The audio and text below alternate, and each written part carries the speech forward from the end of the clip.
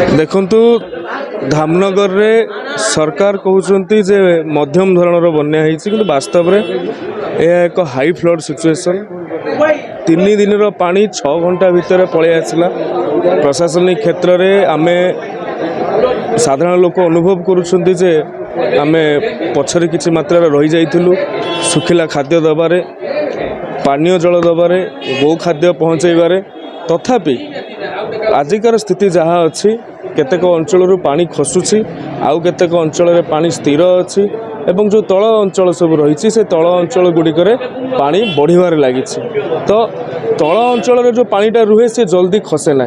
मु मैडम को पाखरे माननीय मंत्री को पाखरे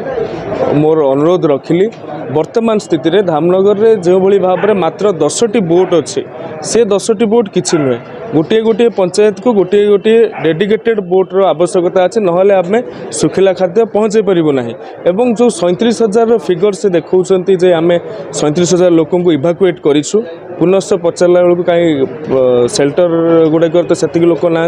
ना आम कोठाघर पाख कोठाघर भी रखीचु बोले ठीक अच्छे भल कथा जो रखुंट रखु किंतु से 37,000 रु 37,000 लोक आवश्यक व्यवस्था पाइबार आवश्यकता अच्छे। मु आशा करी जाजपुर पार्श्व जो भाव में फ्लड मेजर टाइप प्रत्येक वर्ष बन्या आसब नेता मंत्री आसवे बुली देबे रिलीफ देबे चली जाए किंतु धामनगर लोकंकर दुखटा एटा स्थायी भाव में रही जाउछ। तेणु जाजपुर पार्श्व बर्तमान टोपी भी पानी ना धामनगर पार्श्व अथल पानी जाजपुर पार्श्व जो कैपिटल एम्बांकमेंट करा जाइछि धन्यवाद देवी सरकार को जाजपुर